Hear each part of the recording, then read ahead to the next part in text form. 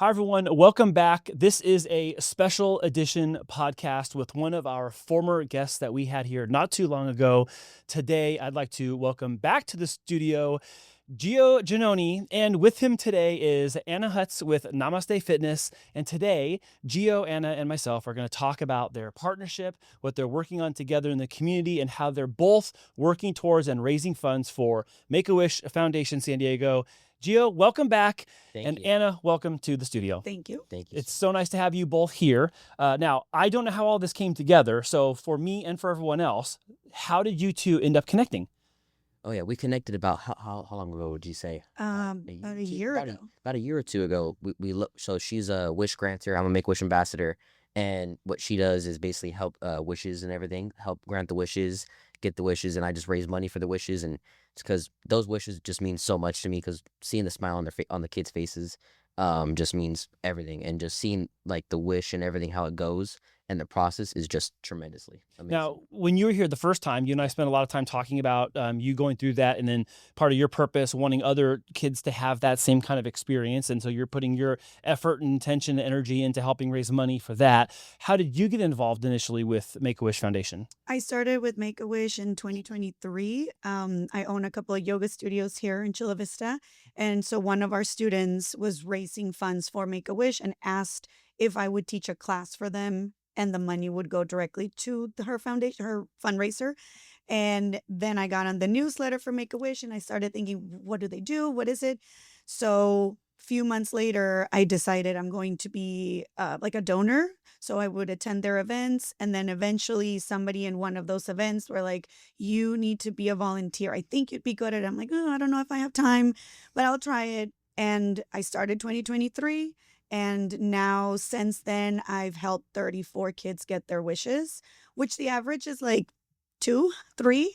But I love it so much that this is, and of course, with the studio, we can do more events and get more people involved. And so I just do a little bit of everything. Wow, 34. That's a lot. That's a lot. Now, I recently did a presentation about podcasting for a purpose and how businesses in town use their leverage with their position in the market, as well as I'll say their material success to help do things that are purposeful with local nonprofits. And this is a great demonstration of that. So the timing of this is interesting. Yeah, Wow. I think it's, I always tell our clients, our students that I love having my business. And of course, it needs to be profitable so that we can keep going. But the underline of it all is that I can be present in the community doing work for others. It's just, every business should, I think. So tell me where that comes from for you as a business owner and a business person. Is that driven out of a sense of duty and responsibility? Is there a personal connection beyond just, finding out about it, or like, why are you driven to do that? Originally, before we opened the business, I was a stay-at-home mom for a couple of years, and I was following a story on social media for a little girl in San Diego who was dealing with neuroblastoma, a very aggressive, rare form of cancer. Followed her journey. She passed away. Her parents created a foundation. And so in my house, with lemonade stands, with garage sales, every year I would raise funds in September for pediatric cancer. So that was maybe a couple of years before we opened the studio. So then my birthday's in September. So like you said, I tell people I'm using my platform, my studio, my clients to come and celebrate with me and do a fundraiser birthday event. And that's kind of how it all happened. And that's how we met sort of last year. So because of that little girl that would have been my daughter's age, it inspired me to raise funds. And then 5 years ago, my husband was diagnosed with colorectal cancer, stage 3. And so that brought me even closer to knowing what it is to be exactly in the middle of an illness that affects everybody and how little things can make a huge difference, like a wish. Wow, that's so cool. And I mean, I guess I'm not surprised to hear of the personal connection. I'm sorry to hear about that. How's he doing now? He's doing great. Okay, good. So far, yeah. All right, awesome. I guess I'm not surprised that's a connection point. But also, it just makes sense. Like the depth of the connection that you have to it, and then the results you've already generated. That makes That makes a lot of noise around town, doesn't it? I mean, In a good way. we made a lot of noise last year. Wow. When we met, it was because they were raising funds. They came to my studio to see if I would donate or participate. And I said, by the way, I'm also going to have an event. So we helped each other with our own fundraisers. And last year, together for the event we put together for the studio, we raised over $30,000. It My was goal was amazing. 10. Yeah, And it was just really insane. cool because it was just people from around town and businesses We that had just donated. vendors. We had vendors. It was like a huge event at the mall, and it was just incredible. That's amazing. Oh yeah. So so for you on this side of the conversation, what's it like for you to have a community partner and a local business owner and a donor who is like just that doubled, tripled down on raising money? It's amazing. She's the best person I ever met, and she like her passion for Make-A-Wish and her like courage is just incredible. And we both match our energy, energy matches, and when that happens, we can make anything happen. And our goal is, I believe, 30,000. 30,000 30,000 to this go year. round two. And it's amazing. I know we're gonna get to that goal. We have many Make-A-Wish things going on, and it's gonna be great. Well, so let's talk a little bit more about what you're doing this year, because I know we're a little bit ahead of that, but this gives us ample time to like promote and market what's happening. So share with me and everyone else, what should we expect this year at this event? What's happening? When is it? How can people get involved? 100%. I know Anna has a couple events coming up, and then I also have a couple events. They're on hold right now, but hopefully they become going pretty soon at Rovino's and El Sueño at 2 restaurants. And I kind of want to get the Yard House on one too recently. Yeah. So hopefully those 3 lock in. Okay. Awesome. Mhm. Oh, yeah. And then September 19th is my birthday fundraiser. And so every year it's been a theme of birthday and champagne because those are my favorite, birthday cake and champagne. So people come, they buy a ticket. I teach a couple of fitness classes at our location in Otay, and then they get champagne and cake. And 100% of the events that I do for Make-A-Wish, the 100% goes to them. It's not the proceeds of, it's the entirety of the amount. So we ask people to just donate directly to Make-A-Wish so that they know I'm not keeping anything. Yeah. The direct donation equals your ticket into the door. Yeah. Exactly. That's super cool. Mhm. That's Oh, yeah. super cool. It's amazing. We recently did a lemonade stand, and it was incredible. My sister and a couple of her friends all helped out, and I believe we raised 2,500. Mhm. Right? Yeah, about Mhm. In 2,500 like 5 hours. in 5 hours at a lemonade stand, Wow. and it was incredible. Hey, that's pretty good for a lemonade stand. Oh yeah, we got That the was, lemonade. a Oh, it was $5 amazing. lemonade, it's Yeah. just Yeah. for the kids. It's all, hey, you know what? If it's a $5 lemonade, first of all, that's cheaper than the San Diego Fair. Yep. Part Exactly. A, part B, all towards charity. I love it. That's a 2 for 2 in my book. Oh yeah, we had cake pops. We had cookies too. Cookies, yeah, It was donations, and a lot incredible. A lot of businesses come together. The lemonade was donated, a local business, the cookies, the cake pops. So that's what I love to see. And It was to me, amazing. it's like, it's easy. It's just, of course I'll do it. So businesses out there, contact us, Oh yeah, join the force. 100%. We love missed any out on that. businesses. We missed out on the cake pop, cookie, and lemonade stand. I'm gonna have to put that. I'm gonna have to get that on. Is there an email list for that? How do I get on that list? I know. I want to come and spend my money at that.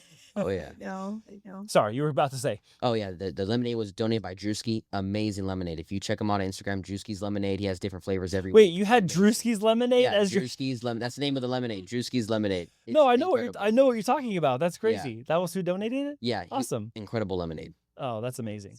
So let's talk about like why is it so important that these funds are collected and they go to Make-A-Wish Foundation? There's a lot of organizations around.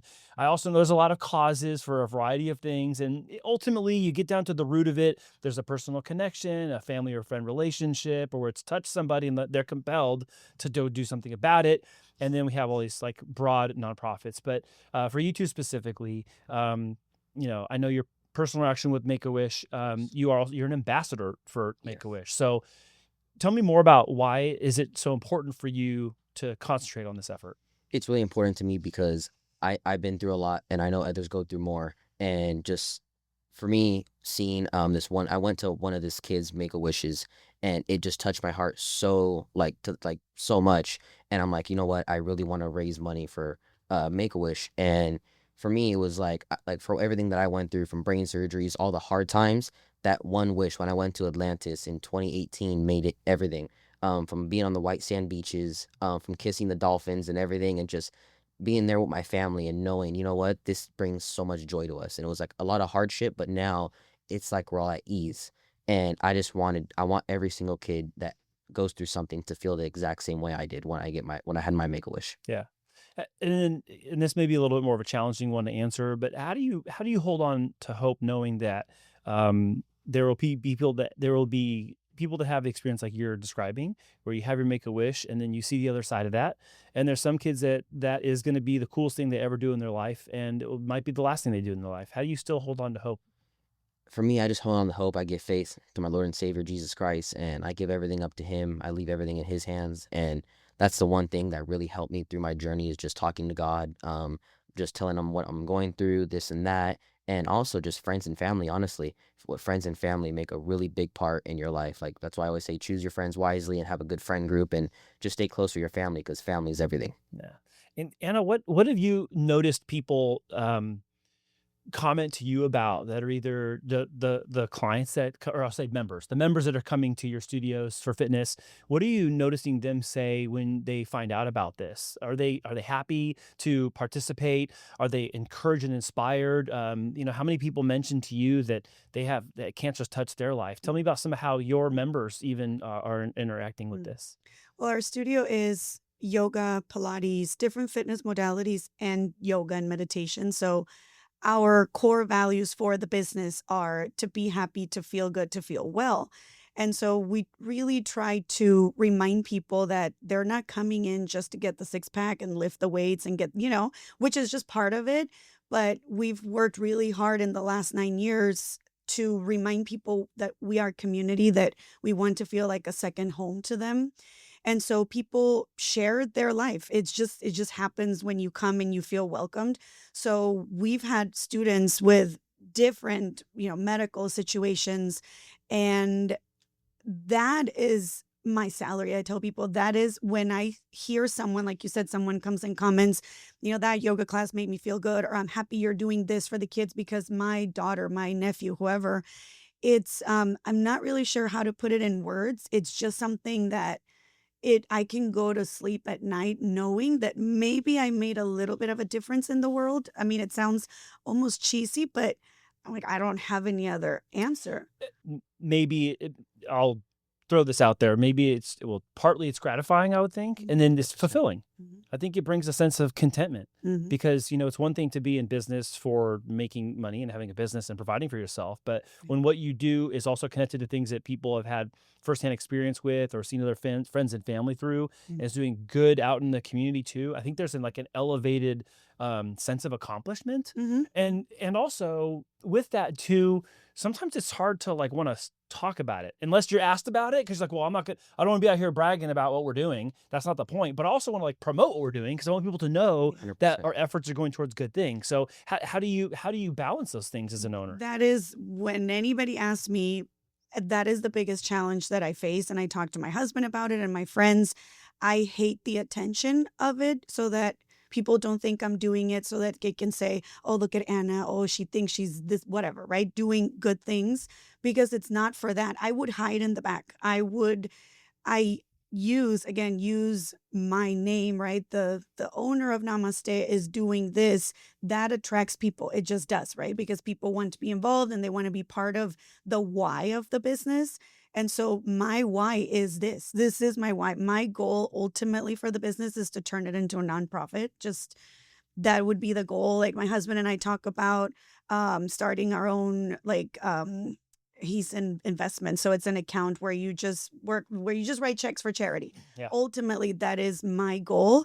And I hate the fact that I have to use myself as the marketing piece for this, because I really just do it because I love it. Yeah. But I have to, I guess, people that have platforms, well, use it, right? I have access to thousands of students a week, a month, a year, tens of thousands that will put their little grain of salt into this huge tower that we want to build. Yeah. A lot of them have become volunteers since, some of my students. When I'm raising funds for something, or we have a shopping list for one of our wishes, they sell it out. They built a playhouse last year with me, and it's just the best thing. That's so awesome. That's so awesome. And I can imagine for, the the young folks that are in your position, where having someone who's a community partner like this, it's a huge like wind in your sails. Oh yeah, 100%. So tell me, what are some of the facets and the characteristics that make this work between the two of you? Because I see the connection, I understand it. Yeah. And also 47 on the end of this table. I'm like, I get this because I'm in business.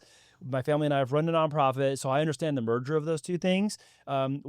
So for everyone who's watching this or hearing about this for the first time, I also want them to have a sense of what are the things that make this work. It's someone who has a drive and a need to go and continue and carry the torch forward, 100%. matched with someone in the community that wants to, provide that assistance and help. So without me saying it, how would you guys describe that perfect pairing that other people might find themselves a part of too? It's honestly the partnership, the dedication, the motivation, just getting out there, passing out flyers, getting those Make-A-Wish fundraisers going, and just mostly all that combined is what really drives us basically. And it's always a dedication going, like for her event, we were passing out flyers, me and my mom, day and night. We went to malls, we went everywhere just to help raise as much money as we can, because just by sharing it once, or let's say 100, sorry, 10, maybe 10 people out of 100 are going to go, and as that, the most you could do is the best. Yeah, they are. When I met them, she came to our studio, like I said, to pass out a flyer for an event. I'm like, yes, I'll be there. I'm going to donate. We had raffles. I think they're really good at the social aspect, going around, knocking on doors, like you said, passing flyers, and they know people. They just know people in the community. I'm more like, okay, I'm running the business and I can provide this space, right? So like with the lemonade stand, she's like, I want to do a lemonade stand. I'm like, well, let's do it in my studio. So the connection is, they go out there, like they tell me, oh, there's a podcast, let's go. I will never say no. And so I try to offer what I can with the space in the studio, the fundraiser, my kids, the stories, right, of the kids or the wishes that I'm granting. So they're just really good at going everywhere. I mean, every month it's like, we should do this. We know this person. I'm like, okay, let's do it. Yeah. You gotta know a lot of people. Yeah, I think that helps. I mean, having numbers on your side definitely helps, 100%. But also I think the compassion of others and then giving them a chance to choose to opt in and participate, either by materially helping raise money or donating money themselves, or being invited to something where they could bring other people along. And especially a topic as big as cancer, there's just so much prevalence and how many lives it's touching and how many people in everyone's life now it's touching.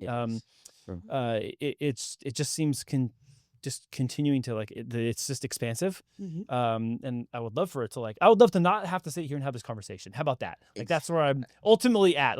How about let's not have this problem anymore? That would be amazing. But it's not the state we find ourselves in. So I'm hoping that people that are watching this conversation today will also figure out what that looks like in their part of town in San Diego, or if they're out of San Diego, what's that look like? What's a good community partner look like in a business or an organization in town where we can match our efforts together to do some good for people that need it?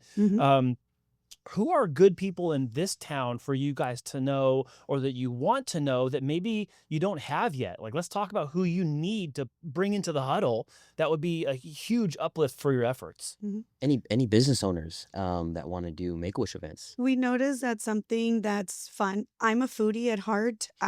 Food is my passion. And so I will always go contribute to a dine out event where you buy food, you go take your family, and then they donate proceeds. Last year we had Pisos and Chick-fil-A. Chick-fil-A here in Eastlake is the best. Yeah, Mandy and Cruz, shout out Chick-fil-A. Yeah, they're all amazing. So if there's more restaurants, I think it's an easy way to get people to come out because everybody loves to eat, or people need to eat. Food is very attractive. Food is the thing. All right. So we want restaurants to pork up 5%, 10%. All right. Well, if we don't already have Mandy at Chick-fil-A, Mandy, let's go. Cheryl, Autumn, come on. We got to do something again this year, 2026. And Santino. Santino, let's go, man. We got Pisos. Let's do a fundraiser together. Oh, yeah. Who else? Who else do you guys need in town? You know what? We're naming names today, y'all. Calm down. Oops. You're going to get me all fired up. We're going to name names. Who else we need? We want to have a Yard House. Novo. I do events with Novo. They're great. Yeah, they're right down the street. Yeah. Well, down the street and also in all these other places now. They're growing quick. Yeah. So anybody, even in West Chula Vista, I think here we have a few people that have helped us. But, we try to tackle both sides of town.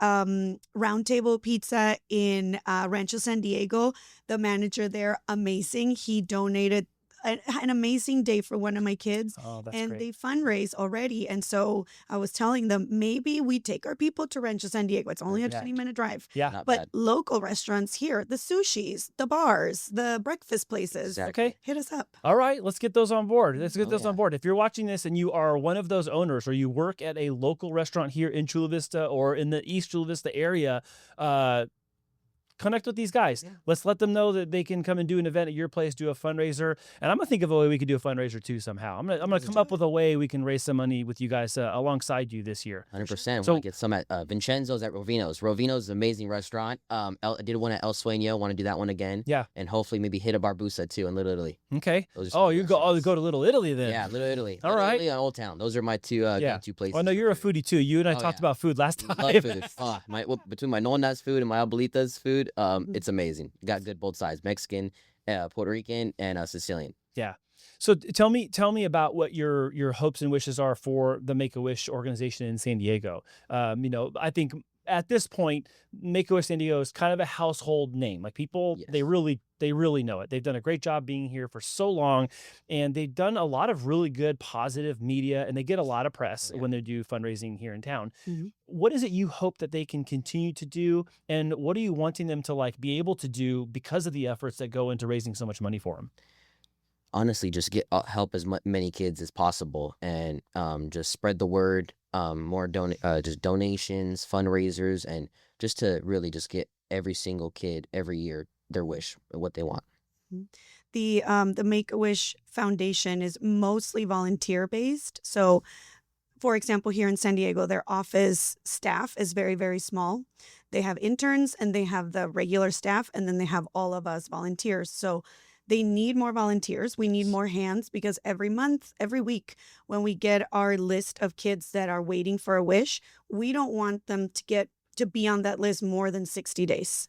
So we need more hands, and it's not just staffing, it's volunteers. The staff do all the behind the scenes work, getting the dates, getting the flights, if it's a trip, getting the connections, right? The celebrity contracts, whatever. But we need more hands. They need help. Some weeks we get 50 kids on the list. Some weeks we get 15. We want to see that list at 0, or at least 100%. we want to see Oh, that yeah. list at 0. So that's why I pick up a lot of kids, because I don't like seeing kids, have been waiting for 30 days. Let's go. And Oh, so wow. That's another hard. thing with Make-A-Wish that I think it's very important that we highlight is that it is not a foundation that grants last wishes, because that's nothing that it's not real. It's not real information, but that is what we assume. So that's the biggest misconception, that all kids have cancer in the foundation. There's Many different. everything from ALS, heart conditions, liver, kidney transplants, different neurological and mobility issues. And so those two, I think, are the biggest things. It's not a cancer foundation, and it's not a final wish. The majority of our kids go on and live their life. Oh, They yeah. get their wish Amazing. either during the process or sometimes after, because they get referred by their doctors, maybe when they're done with their treatment. And Right. so it could be post. Yeah. And I had a dad ask me with a new kiddo I just picked 2 days ago. He's like, I'm scared. I'm happy you picked me, but I'm scared because I feel like you're telling me my child is running out of time. And I'm That's not like, the case. that broke my heart to hear the parent that was super excited for his son to get his wish, which he wished to meet a YouTuber. And he's like, but now I'm scared in the back of my mind that you guys picked us for a hidden agenda. Like maybe my son is more sick than they're telling me. And that's just, it's not true. Oh man. Exactly. Yeah. Mhm. Well, but even you sharing that story gives some insight as to what's happening that's not on the paper.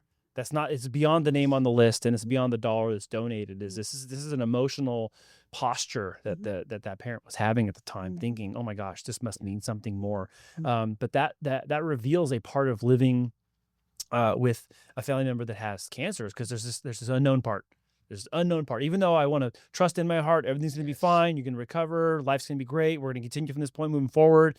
There is that little unknown part. And sometimes it's only until you get that confirmation that you've been cleared of, in this case, cancer or whatever, that then you're like, oh, the shoulders rest, and you go, oh, Exactly, okay, you cool. Well, then relax. I guess I can close the book on this right now. Yeah. But it is definitely a challenge. So there's a lot said in that little anecdote there.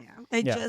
I think it will bring more. I know there's a lot of people that are like, I can't deal with a Make-A-Wish kid. I don't want to volunteer because I don't want my kid to die. It sounds very raw and very blunt, but Yes. that is why so many people don't volunteer. And people I know that have said that to me. And it's like, no, I've had 34 kids. They're all doing great. Of course, there's different needs. Some, go back into the hospital. Some are clear. But the point of the wish is to, and you said it earlier, to encourage the family to keep fighting. Right. Exactly. The original 43 years ago, they built Make-A-Wish. They created Make-A-Wish because the parents that had a child who was sick, he wanted to be a cop for a day. The town came together and they're like, well, let's do it. And that sparked the idea for them to, hey, let's do it for all kids. So there's no kid gets turned down unless it's a condition that maybe doesn't qualify you. Like my son is type 1 diabetic. That doesn't qualify you to get a wish because you can live a successful, long, healthy life Yes. with that condition. But other things that maybe your nurse or your doctor recommends you, Yeah. you're going to get it accepted at Make-A-Wish. 100%. Yeah, so definitely here there's a strong need for more volunteers on that part. What does someone need to know right now about getting started with volunteering? Is it as simple as just calling in or going online? What do they need to do if the person's watching this part of the show and they know they want to volunteer and step forward? How do they make that known? They go on the website for the San Diego Make-A-Wish chapter and they open enrollment for volunteering. So if you go in and it's open enrollment, you fill out the application, they'll give you a call. Of course, you can call them or email them. They'll give you a call. You get an interview. They do a background check, of course, because we're, with kids. And then that's it. Also, they ask you like, are you committing? Do you have time? Yes. Why are you here? It's not just like anybody can get in. Like we really want to make Dedication. sure that it's people that are going to be doing the work. And then you take a 4 or 5 hour training in the office and then they set you off to start granting wishes. That's awesome. Oh yeah, we need more Make-A-Wish ambassadors too. Any high schoolers, good for community service hours. I have tremendous community service hours, and even middle schoolers or anybody that wants to be a Make-A-Wish ambassador. We need some more too. So talk more about what are some of the things you do as an ambassador. How long does it last, and what kind of roles and responsibilities do you have? It can last forever, right? Or is that? I'm not too sure. I'm not that too. aspect. I just know, like for me, just to raise money, help get fundraisers going, kind of work in that aspect. And I know with Make-A-Wish, you always could call them, and they have all the information for anybody that wants to be an ambassador. And it's good just to like show like the dedication and help those kids' wishes. What's your favorite part of being an ambassador? I have to say, seeing the smile on their faces, seeing like meeting so many different Make-A-Wish kids, going to the galas, seeing the pictures on the wall at the Make-A-Wish headquarters in San Diego, just brings me like joy every single time, and that's the reason why I just love Make-A-Wish and the foundation. Yeah, that's awesome, man. It's amazing. I'm really proud of you. I know I told you this when we did our first show. Oh, yeah. And for anyone who didn't see that one, you can go back on this channel and you can go and see my first interview with Gio together. It is amazing. And we were connected by some other local people here who were like, "Hey, Andy has a podcast, and Gio, you guys need to talk." And they just triangulated this introduction. Yeah. And then I sat here and I listened to his story and got to learn a lot about you. It And was amazing. I mean, I back then and even now, I was just so impressed. Like, you're 17, dude. And you're Yeah. wait, when do you turn 18? March 10th. Oh, you just turned 17. I just turned. Okay. All right. We got a long way to go till we get to 18. Exactly. But like, you're so well spoken and already being an ambassador for Make-A-Wish Foundation, and then also for Kaiser, a spokesperson for Kaiser. Kaiser Fermente. I love them. They've always taken good care of me. The hospital, the staff there, the team is just tremendous, and I just love it there. Yeah. Well, I just once again, man, I think it's so neat that someone in your position in life, having gone through 3 different seasons of battling this, and then also having gone through Make-A-Wish Foundation, and then being entrusted with the responsibility of speaking on behalf of them, that speaks a lot about you. It really does. It does. That's why I just say dedication. Always have hope, positivity. Never be negative. When you start speaking negative, negative things happen. When you're positive, positive things happen. And I've learned that from my parents. My mom's taught me everything I need to know. My dad too. My brother, my sister. They're a big inspiration in my life, and it's amazing. That's awesome. That's awesome. And I will speak for myself. And Anna, if you want to piggyback on this, please go for it. But as a father of also young adults and up soon to be adults, my kids are 21, 19, and 16. And, you know, it's very encouraging for me as a parent to see younger people stepping into roles and responsibilities where there's ownership, there's leadership, there's effective communication. Not everybody's going to go on the news. Not everyone's going to go sit on camera. Not everyone's going to do the interview, knock on the door, hand out the flyer, ask for the money, man. Yeah. And I'm just super impressed by that. And it also gives me great hope for those coming behind us in business that we can effectively pass the baton to people that will also care about the same things we care about as owners. So if that's a launch point for you to add anything, go for it. Yeah, I bring my kids along for some of the wishes that I do, and I explain to them with the why constantly. And it all started since we opened the studio, and we have events there, and we had fundraisers there for some of our students that, you know, were battling or going through something, taking them and, can you make the poster for my kiddo today? Like, bringing your kids to do the things that you are passionate about is the best. Like, they see you, right? They're always watching. You can't be a wish granter until you're an adult. But like he said, there's other things that kids can do. They can go to the office, help us out with events. We have sometimes events where it's like just chit chat, coffee time. Finding a way. If we don't involve them now, they're not going to maybe just come up with it. Like in his case, he was in this from the beginning, right? It seems like a natural progression, not for everybody. Like he had to choose to be the ambassador in a way, like internally, mentally, 100%. Emotionally. But anybody that's a volunteer, bring your kids along. Like we have a house that we will delivering next week, a playhouse. I'm bringing my kids. They're going to help me decorate and paint and do the things. And 100%. They have to see it because that's how we change the world. Yeah. My sister was there at the lemonade stand, and she did amazing. She was there for like 6 hours or 6 or 7 hours, and she did so awesome. My brother came, supported, shared on his Instagram, and it's just bringing the community and families together. That's awesome. Well, you're bringing up the Instagram thing. I want everyone who's watching to know how to reach you and follow you both, so that way when these things come up, you don't get left out like, it's on me. It's not on you. It's on me. I didn't know about the lemonade stand, but I would have been there, man. I would have been there. Do you take cash?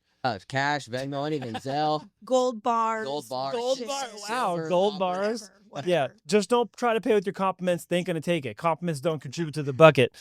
Tell everyone how they can find you online, how they can follow you, and then how they can keep track of what's coming up next for you. 100%. You can reach me on Instagram. My Instagram is 619_GSG, and that's lowercase. And Anna? It's our business Instagram is Namaste Fitness SD altogether. And my Instagram is Healthy Savory Life. And we always have information. We have the link for the fundraiser there. It's also on namastefitness.com. We have a page that's just Make a Wish. You can donate directly or buy a ticket for any of the events. I'm always constantly posting, and I tell them, you're going to hear me again, but you're going to hear me again until you volunteer. So, persistence. Exactly. Yeah. We always update our Instagrams. We post all the time, and awesome. It's just sharing it. It's amazing. That's super good. Well, I want to include all that in the description of this video. And I know we're going to be cross-promoting this piece as well. So thank you for sharing how to contact you guys. And then I really want to encourage everyone who's watching this to go check it out. Figure out if you are from outside of the area, find out a way to contribute digitally from where you're at. Or go to the nearest place where you can contribute in an effective way and go do something in that space. And then if you are here and you're in South Bay, you're in West Chula Vista, East Chula Vista, or you're just in San Diego County, figure out where you can plug yourself in and where you can also connect with people just like Ana and Gio, or exactly Ana and Gio here with me today. And let's help raise some more money for good and also grant these wishes for these kids in our amazing, awesome county. I can't believe we get to live here and work here and play here. It's such an awesome place. And what makes it even better is when things like this come together. So 100%. I'm so happy to have met you. And when he told me initially, sidebar, when he told me initially, hey, maybe later, do you think we could? I was like, yep. I was like, do you need to finish this question? I'm like, yep. Whenever you got to bring in your community partner, we're going to do it. We'll do the show. And I'm happy to have you here so we could do some more good together. So thank you so much, Andy. Thank you. Any final thoughts you guys want to share with everybody today? Any words of encouragement to take us on out? Just keep doing it. Live day by day. Always be positive. Never think negative. Always pray. And just, like I said, live day by day. Awesome, man. Yeah. Anna, any closing thoughts? Anything else you want to share with anybody that maybe didn't get a chance to share? Just come and volunteer at Make-A-Wish. Be my partner. I tell people, if you think that you want to be my partner, message me. I will say yes. I will go all over town. I've done wishes all the way in Oceanside, wherever you live, like you said, in San Diego County. 100%. Message me directly or go to the office, partner up. Let's do it. Because these kids are magical. They are the magic. And when you get involved, a piece of you will completely change just by being involved in their lives. That is so awesome. Thank you guys for being here today, and thank you for letting me learn more directly, but also sharing that with all the audience that we're going to be sharing this out to. And I'm just so grateful that we got to do this special episode. I think that this is actually going to kick off something I've been thinking about for a long time. So you're going to hear this first.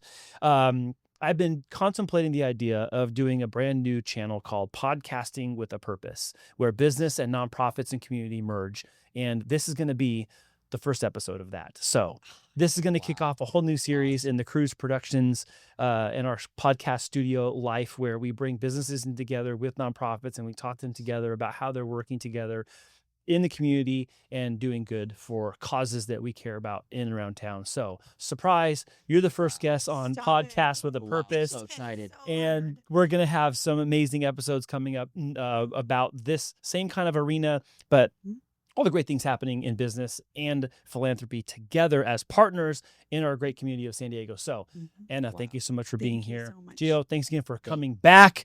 Yes. Now you're a veteran, because it's two times, man. Like, you can't be like, third time, I don't know what I'm going to... Nope, it's over, man. Now you know what to do. Thank you so much for having me and Anna, and I'm so glad we collaborated together, and for you having us on your podcast. Thank you so much. Yeah. Thank you for being here. Thank you all for watching this special episode, which is now going to be called Podcasting with a Purpose. So excited to bring this to you, and also other great episodes with business leaders in and around town who are conducting business and also doing good with causes that we care about. Thank you all for watching, and we'll see you next time with another set of amazing guests.